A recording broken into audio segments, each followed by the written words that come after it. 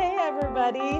Was I wondering today how much of your time and energy is spent hissing and moaning about all the things that are standing in your way, that are holding you back from having the life that you want? My boss is a tyrant. My coworkers are a pain in the butt. I'm stuck in a dead-end job. I work 60 hours a week. I don't have the time for this. I don't have money. The kids are expensive. They're all in braces. My wife spends too much money. I'm ADHD. I'm sick. I'm overweight. I'm underweight. I've got high blood sugar. I got low blood sugar. All things that we come up with, right? I'm lazy. No one's supportive of me. Do you hear these things coming out of your mouth on a regular basis? Are you a victim to your own life? A victim mindset, the victim mindset, right? Versus that of personal responsibility. Yeah. That's what we are. What are we doing with that today? We are picking it apart and putting it back together. And we're just wanting to have you think. And even if you're already past that stage in your life, guess what? We're going to celebrate it with you. But, we also have another level of responsibility just to help others become aware. And I Yeah. want to say about this, Michael, a really quick disclaimer. There Yeah. are things in our lives. There are circumstances that have happened to us, car wrecks, people abuse us, people steal our money, those kind of things. Tragedy befalls us, family members get sick, die, we get sick, we die. And those are all real things. I'm not dismissing those when I talk about victim. Those, especially when other people do us harm, those things are real. Yeah. And so I don't want to discount those. I don't want to conflate those with the ways that we leave ourselves victims to everyday circumstances. That's right. That is so right. And so one of our favorite documents is our Masterminds of Excellence framework. And, we actually have a number of names of some of the big names in here, like Morty Lefko and Stephen Covey, and these guys that have really informed a good part of what we're doing here. And personal responsibility versus the victim mindset. And we found out that future-based language is a great way to overcome that victim mindset. So yeah, descriptive language puts you back in the past. It says, what's been happening? This is what's been happening in my life. I go to the doctor and he does this or he doesn't do that, and I'm not getting any better, and you keep talking about that. Yes. Right. Yes. And that's just it goes around, and everybody you meet, and I meet people like that in my life, it's always a story about what happened 5 years ago and 2 weeks ago and somewhere in between. And it's amazing when I think about it and how much I've changed, because I wasn't always here. Yes. Right. No. And I think this is quite common, Michael. I'm first one to raise my hand and say I still to this day hear myself. Yes. And the word you used is perfect. The story. If you hear the same story, if you can recite it just like that, when she stole our money, all the things that happened because she stole our money. Yeah. And it's like you can say the story without even thinking, you can say it in your sleep. It's a story that you keep repeating, and it actually holds you hostage to that story. Yes. And so we want to we want to rise above that. And one of the ways, all right, we talked extensively just a few weeks ago about, Steve Zaffron and Dave Logan with the 3 laws of performance. And one of the key nuggets in here is just that default future, and how that language of describing the things that have been happening in our lives and just going around and around and around with that leads us, as you said, into the default future. And to rise above that, it's a switch, and we can turn it on, believe it or not. We can look into the future and say, what do I really want? Do I want what I'm describing, or do I want something different? As you repeat that, you're going to get it in the future. It's the same thing. It's the horrible coworkers. It's a terrible boss, and you're accepting it, right? If it's outside of you, there's nothing to be done about it. You can complain, blame, fuss, all those kind of things, but that you're dependent on that other person making the change, not you. Yeah, that's right. You don't have volition in those circumstances if you keep putting that responsibility outside of yourself. That's a huge key to this. I had an experience today, which is a simple one. My wife asked me to stop by the bank to pick up some cash for some gifts for over the Christmas season here.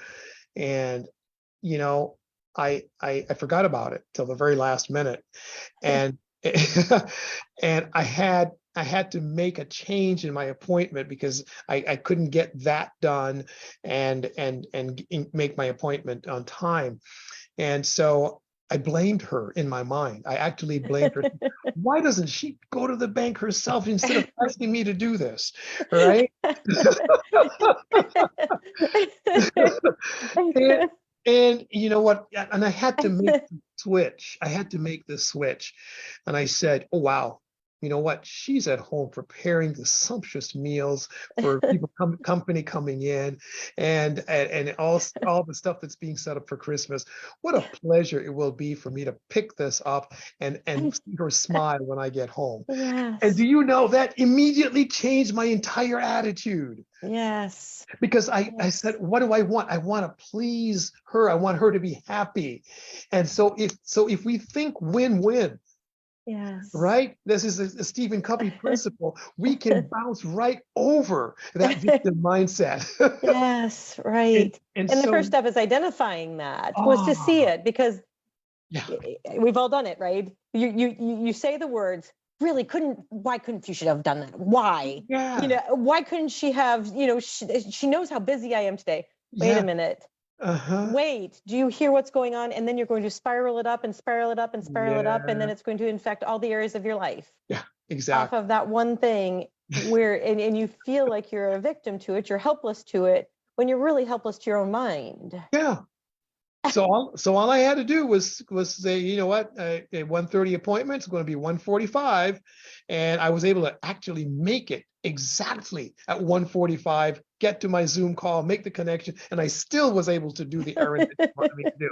Yes, right? And that you had agreed to. Yes. That you had agreed to for her. Totally agreed to it. Totally. And there's power in this, correct?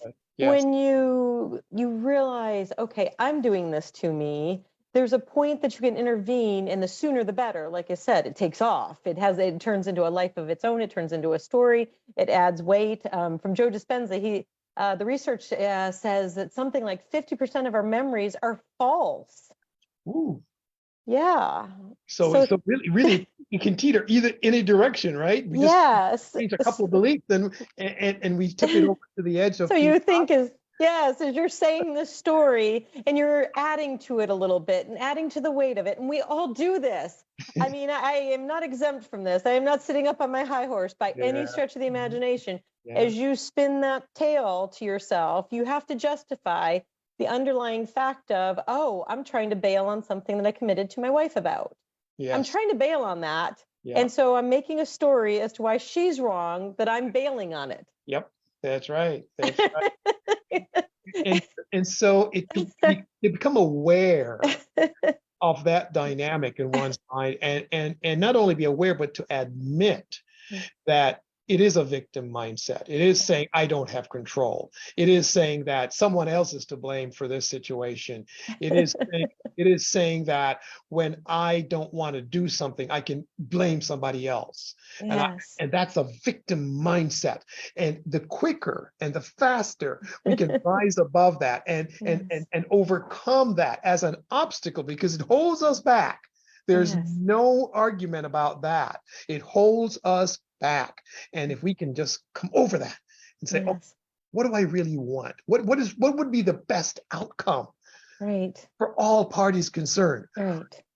Right. Well, and let's contrast that to the default future for just a second. Sure. What you've been alluding to. The default future is, I can't believe her. I can't believe she wanted this from me. She knows how busy I am. Spin the story. Then you talk to one of the kids about it and you fuss at them, and your mother, my gosh, and then they're spun up into it. So then they're going, why, mom, dad, what's going on here? And then everybody shows up for the next meal, a little tense, and you show up at home and you may have done something beautiful when you walk in that door, but all you've got in your mind is what she did wrong. And so then you fuss at her. And then it's this spiral and this downward spiral of just miserableness that comes out of that. And then there's no win-win in that. So that's the default future. That's pretty guaranteed. You can predict that with a fair amount of certainty. That's That right. whenever you go into one of these stories, things don't get better. That's so right. Don't improve. Things are not the best circumstances for everybody, whereas you're comparing it with the win-win. You Yes. flipped that switch. You looked at it differently. You looked at it through the lens of your values. I Mhm. value my wife. I value this relationship. I value harmony and peace. Mhm. Is this thought in alignment with any of those values? Ooh, No. oh, what an incriminating question. Oh, that could be the title of the next thing too. Incriminating, self-incriminating question. Oh my goodness. So in the context of the masterminds of excellence framework, right? You and I had some experiences. We won't call any names here, but we had some experiences with people that joined our group that that had some kind of a victim mindset built in, right? And it was always, well, I don't know how I'm going to do this, and when so and so gives me a call, I cringe and I get worried because I don't think they're going to come through. And it was always something about someone else. And one of the things that Stephen Covey talks about, in the first law, in the first principle, is to be proactive. Yes. Right? And Yes. oh my goodness. And what proactive, not just to prevent fires from happening, right? not in that critical sense of where there's an urgency, but to be so proactive that you're planning way ahead on the things that you have prioritized. Yes. And so Yes, if you beautiful. say, like you have, your freedom is important to me, Yes. then you say, okay, now what does that freedom really mean? For one, and two, how do I achieve it? And how do I set the stage today, right this minute, in fact, Yes. to help make sure that I can be assured of the freedom that is so important to me in the future. I may not have it right now, but that whole idea of being proactive is to take responsibility. Yes. Even before you actually have a crisis, even before you have, Yes. right? Don't put out the fire. Keep it. Yeah. Put the matches up. Yeah, put that away. Yeah. And so to be proactive is, and Stephen Covey does such a beautiful job of defining, the urgent versus the important, and to put it into 4 boxes, and really, if we are working constantly on the things that are important, and for example, I said it again today, Renee. I said it again today. Someone asked me, so what are you doing for the holidays? And I said, oh, I'm going to be planning my year of 2023. And they looked in amazement at each other, like, really? That's what you're going to do? You're not making eggnog? And it was so fascinating to be proactive at that level, that it surprises the typical person. Yes. And so I'm encouraging our people in our audience to start to dream big, dream ambitiously. You love to say the big, hairy, audacious goals, big, hairy, audacious visualizations. And here's what I want to say.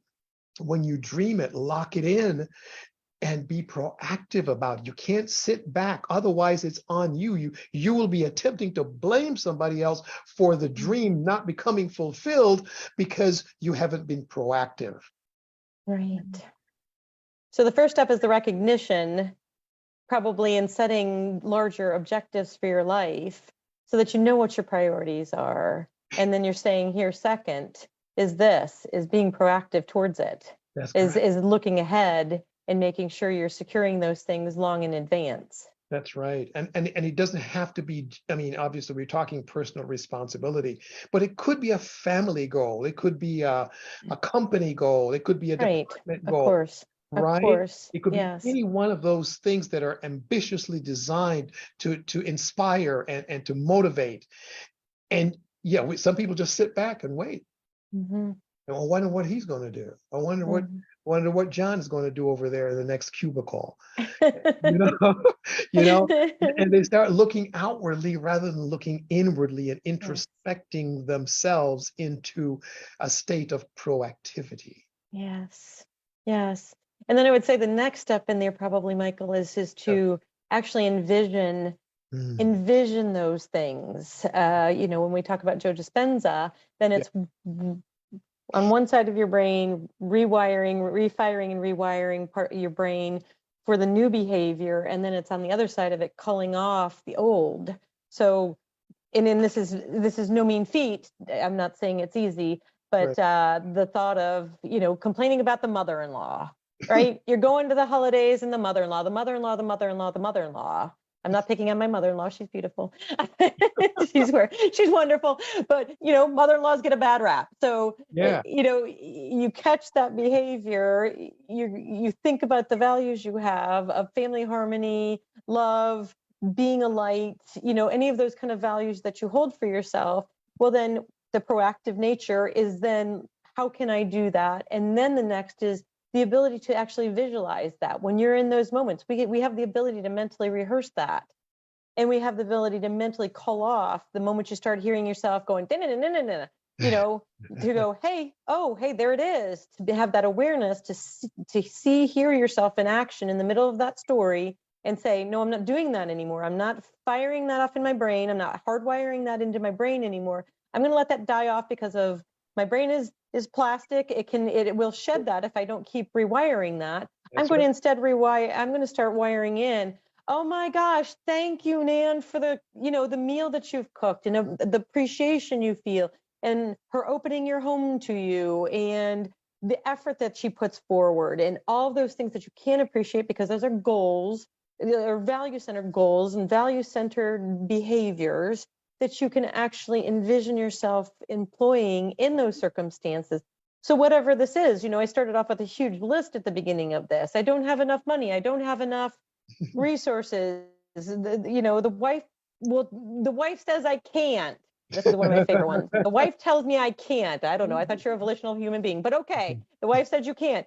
What can you do? How can you start working within your values to create harmony with that other person? This is all relationships with yourself and with others. How do you create that values-based connection with that other person, looking for ways to find that win-win, Stephen Covey again, find that win-win with that other person so that you can go in the direction that you want to. Because if you stop with, she won't let me, you're done. I mean, you can beg, plead, cajole all day long. And if she won't let you, you're done. There's nowhere you can go towards your objectives. I don't have enough money. And Is that's that really true? yeah, that's the biggest, fastest, quickest way to slobber on some victim mindset on top of your goals. Yes. I don't have enough money.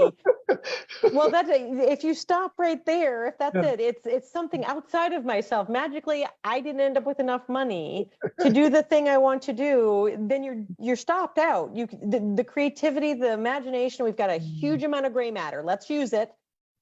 What can you do to obtain more money? Mm-hmm. How can I get over the obstacles that are in the way of getting where I want to go in life? That's where the power is at. And of course, I talk about this all the time, itty bitty baby stepping your way in. And I have a whole plan and a whole program that Yeah. will help you identify all those things that are standing in your way and then brainstorm the solutions to those, because then it gets you out of the victim mindset, right? Yeah. You're not stuck with, I could get killed riding my motorcycle across the country. Yeah, you're right. Mm-hmm. It's like, okay, I'm going to stay at home and I'm going to crawl into the bed. Done. Goal done. Objective, dream done. Whereas if you take the time to go through processes like these that we spell out, you can actually move past that. You Yeah. can move past that first initial gut, reaction to I can't. It's all basically I can't.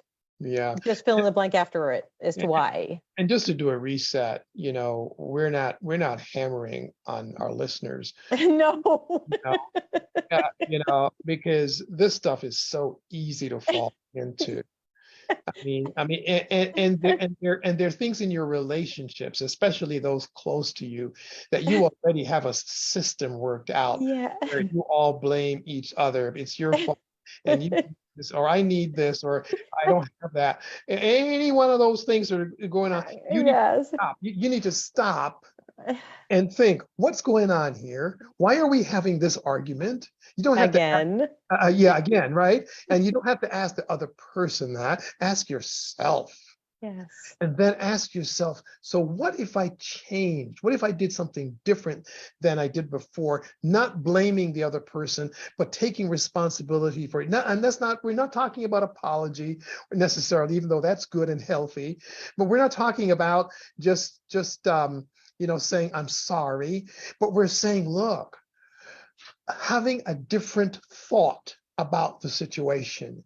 What could you do? What could you have done differently Mm-hmm. long before this argument came up that would Yes. prevent the argument and would have added an entirely different flavor, an enjoyable, happy moment A rather than better outcome. a better Yes. outcome? Yes. And that you can take into the next time, because I can guarantee you everything that I had listed on that list, if that's your particular one, because we all have them, you're gonna see it again. This week is not the last showing of this movie, right? We all have the opportunity to go, okay, next time this comes up, I'm gonna do it better. And generally speaking, Yeah. from my own experience, you catch it right afterwards. At first, you catch it right after the fact. So we beat ourselves up, and it's like, oh my gosh, I was gonna, and I didn't. Yeah. You catch it after the fact. But the cool thing about it is every time you come up against this again, you're catching it earlier and earlier in that sequence until you catch it before it even happens, and then you're implementing a more positive solution. And sometimes they don't even work. You come up with an idea as to how to change the trajectory of something. You implement it, and it blows up instead of going the way you want. Well, that's just an experiment. All of this is mindset. Yeah. That's just an experiment. It's giving you feedback. It's giving you information to then go at it. Okay, that didn't do it. That didn't work. Under, over, parachute, behind. That I couldn't dig under the wall. They buried it 12 feet deep. Okay, can I scale the wall behind over this problem? Let's try this solution now. We have the ability to come up with multiple solutions to whatever it is that we're bumping up against. Maybe I'll go get a second job for, on the weekends. Yeah. Can I get a job that I love on the weekends that'll actually improve my skill set? Oh, hey, wait, this is an empowering idea. Instead of, I'm stuck and I'm forever stuck. Because really, truly, our lives are a gift. Over and over, I'm going to say this. Our lives are a gift. We're lucky to be here, and we have gifts to share with other people. So if we're stopped out by these things, we're not giving them. Oh my goodness. And one of the questions, we haven't done this in a while. We haven't posed this question to ourselves in a long time, Renee. But here's a question that is a powerful question that our audience can use, and we should probably remember to use again soon. What if you thought exactly the opposite of what you're thinking right now? And here's some more biology, some more neurobiology. You have a reticular activating system. Yeah. Depending on what question you ask it, a good one or a bad one. What do I have to offer the world, or why am I so stupid? Your brain will come up with the answer for you. Yeah. Which one helps move you forward? Which one is generative? Yeah. Which one is future-based? Yes. Yeah. And so in the context of the mastermind group, because this is really important, I think this is a real reason we're doing this, is because if you have, or anyone in the group has, a victim mindset where they're constantly describing things that have happened and blaming someone else for them not following through, not accomplishing the milestone that they said they would, if that is what's going on, then really that can be very disturbing to the group, because the group's purpose is to facilitate and help each other accomplish those. And if that person continues down that path, then the group is of no use. Yes, absolutely. And it's at all levels. It's on your own life. It's in a mastermind group. It's at a work Yeah. group. It's like take an enormous anchor and throw it out behind you. It just stops forward momentum. It's such a drag on forward momentum, and Yeah. psychologically, just I'm pretty sure I know what time you're referring to, and just it became a chore. So for this group, it's you and I 16 years. It's the light of my every week. I know on Sunday night when we're done with our call, I'm just bouncing off walls with enthusiasm, ready to keep going after what I'm going after. And so when you have that kind of negative drag on a group or on even yourself, it's a downward spiral. The more discouraged you get, the more discouraged you get. It's like, hey, I won't be there this week. And then you make the headway that you were looking to make. It just stops it really pretty cold. And so right. So I would encourage at every level to think about these things, because there's a group, even in group levels, there's a dynamic, there's stories that are told. You and I have created over the 16 years a culture that has never encouraged. I've never had a space like this in my life. There's no negativity. I mean, that comment I just made is as negative as it's ever gotten, and it's probably not been said in 7 years. It's always this positive space. And so you do actually have the ability to create this. It's incremental, right? We didn't start out here. No, absolutely not. But it is forward thinking, it is future-based thinking, it's values-based thinking, it's being proactive, it's saying that there's a statement we have somewhere in here that there is no idea, no thought, no concept that we wish to become a reality that does not have a values-based path. Yeah, foundation to it. Yes. Foundation, right? Yes. I paraphrase that one. Yes. But yes. but the whole idea is to believe in the possibility. Right. To be a possibilitarian. Yes. And the culture that's created then. Yeah, I don't know if you and I could actually go the other way if we tried to.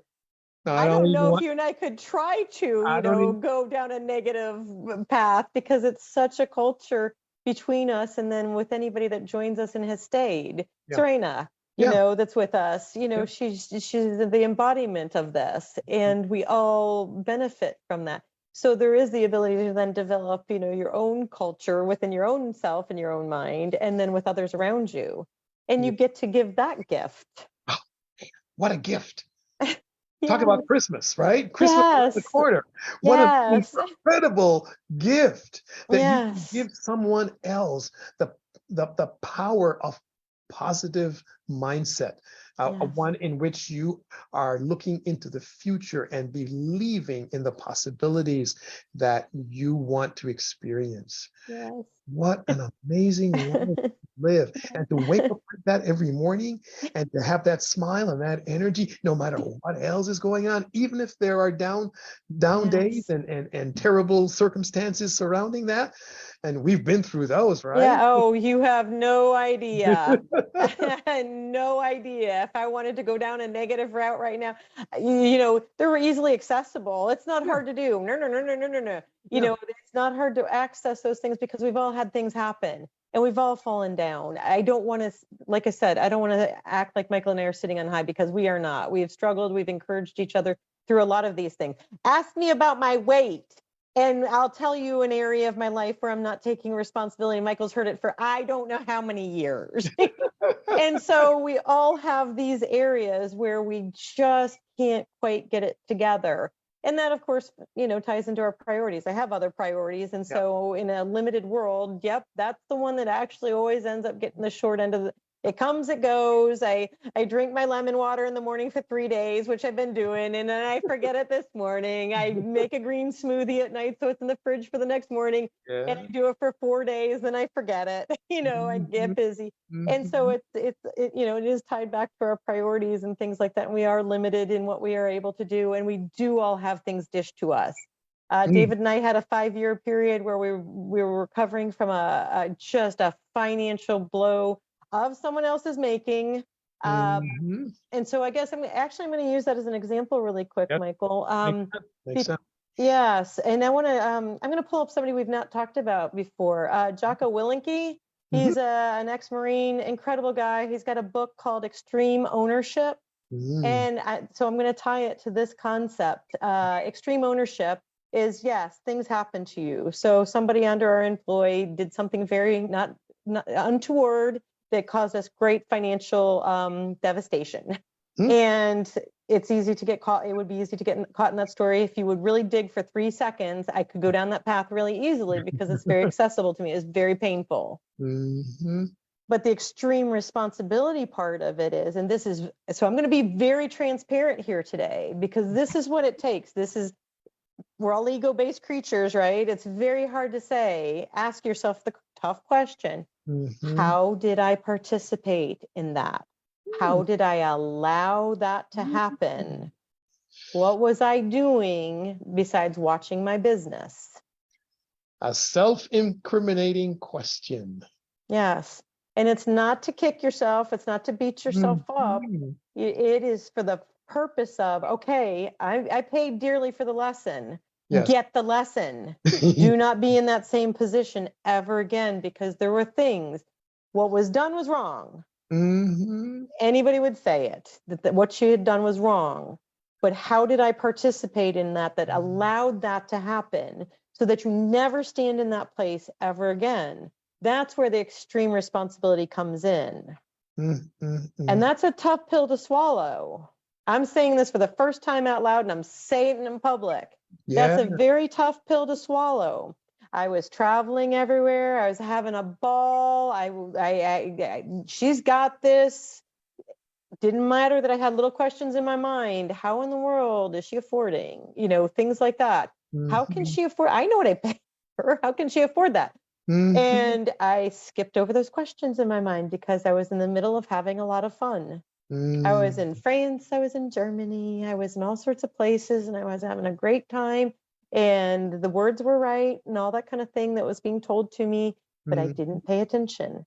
So I'm saying this out loud. I want everybody on this call to get it. That's hard to say. That's hard to say. And anybody that knows what I'm talking about, it was there with me through it. They heard the crying, they heard the story, they heard the despair. My mother-in-law saw her entire dining room table covered with paperwork for months on end as we tried to drag ourselves out of a circumstance. Wow. This is where the power lies. That's right. And so what is so cool, I mean, many things happened once you discovered this, but what's so cool is that through personal responsibility, proactivity, positive thinking, believing in the possibilities, organizing your time to empower your outcome. Keeping your eyes on the future. You were here during this time period. Oh, yeah, I know exactly.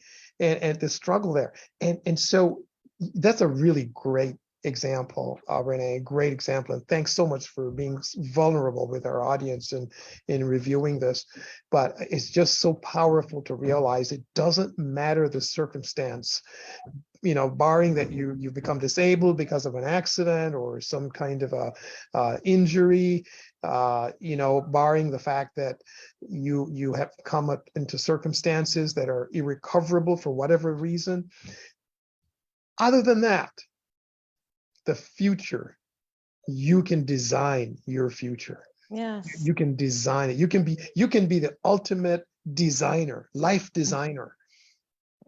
Design that whole life. Yeah. And you said to me something amazing that I hadn't realized because, I was so in a headspace when that was all happening, and that lasted for years. That finally culminated after 5 years.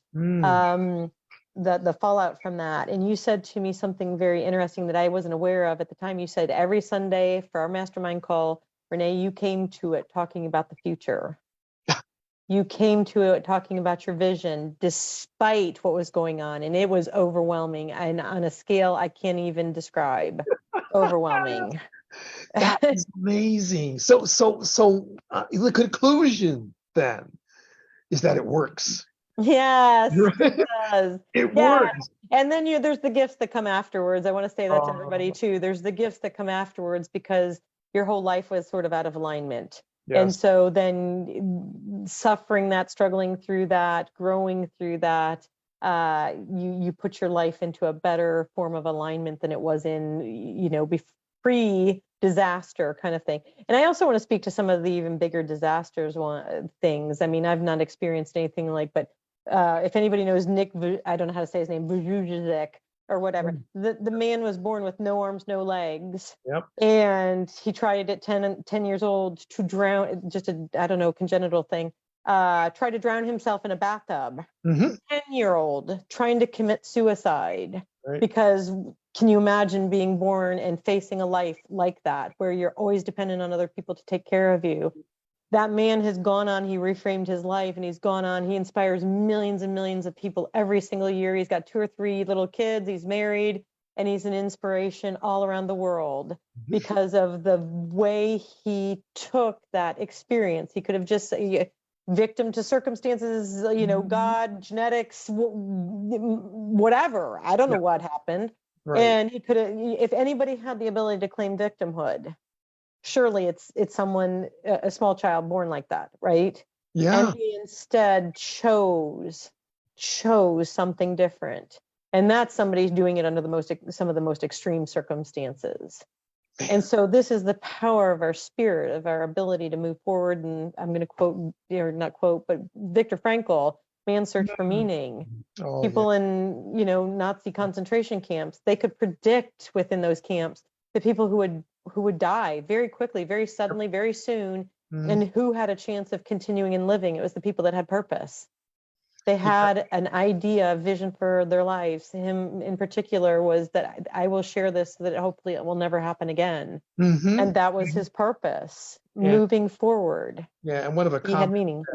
that Victor made that's really powerful is that he looked at the guards that were keeping the camp and abusing people and recognized that he had more freedom than they had. And that's tough, right? That's tough. Yeah, so even in the middle of abuse, he was claiming the freedom. Yes, because he decided how to frame it. Yeah. He decided the meaning he was going to give to it. Yes, yeah. And not just to the future, but to that, even those dire circumstances. Yes. Gave meaning to that. Yes. That was a passage, that was a way through to something bigger. Yes. That you could still stand there with your dignity despite the inhumane conditions. That's right. That's the power within all of us. Wow. I think this is the perfect Christmas edition of the broadcast. Because this I like what you said earlier. This truly is a gift. And if we all can fight through it, all right, we're going to fall sometimes. We're going to make a mistake. We're going to fall back into the victim mindset. But if we can purpose in our hearts that we will, once we identify it, we will switch it to something that's future, that calls, a future that's beautiful, that calls us, that makes it feel like if we were to dream about it and it became a reality, it would be exactly, precisely what we would want for our lives. Yes. And we claim it, and we do the milestones, we do the celebrations, we talk about that rather than the dire. Yes, we develop the skill set. We developed the skill set and the muscle for this kind of turnaround. You and I have talked about reframing. the ability to reframe something in alignment with our values that is seemingly unwanted, not sunshining yourself, but really finding it in alignment, just like you did with your example with fuchsia, with your Yeah. wife and picking up the money. Yep. You reframed it according to your values. You could frame it any way you want. You reframed it according to your values, and you changed your qualitative experience of it, and it radiated out into the other people's lives around you because of that. That's a skill set. That's a muscle that that we can all exercise. And like I said, I'm in the middle of it too. I'm as human as the next guy, girl. You know, I'm still learning to exercise that muscle too. And then also some tools. Like I said, there's ways to process what's not working in your life so that you can find the solutions, and then you can step into them slowly, comfortably, to actually move in the direction you want. Itty bitty baby step your way into it and go in the direction that you want, so that the despair of unlived dreams, that's what dies, not the dreams. Yeah, that's right. That is so right. And so I would say this, that the whole idea here is the victim mindset. The question that we asked is, how's that working for you? How is that working for you? We're asking the same question of ourselves. And Yes. as we ask that question, we realize that it makes us stuck. It Weak. makes us weak. It destroys relationships. It Kills dreams. it kills dreams. Potential. Yeah, I mean, it just limits your potential considerably. Yes. So it's not working in the way that we would want. It is working. Oh, and Michael, give real quick, because there's what is it? The racket. There's a racket to this. There is actually a benefit to whining, complaining, vetching, whatever word you want to call it. Yeah. There is a reward to it. There's a payoff for it. Yeah, the payoff is that you get to say, see, I told you it wouldn't work. I knew. I knew I would never get that degree. I know I would never finish college. I knew I would never get that promotion. Any one of those things, right? So you get the booby prize of certainty. That's not a Christmas gift. But we can switch that on a dime, and so at the purpose of this broadcast is just to bring the awareness that once you see it, once you feel it, once you recognize it, once you can put that label on it and says, this is a victim mindset. Yes. I am not taking responsibility. Then let it surface. You can ask a simple question. What would a personally responsible person do? How can I exhibit a level of responsibility so that I can craft the future that I want?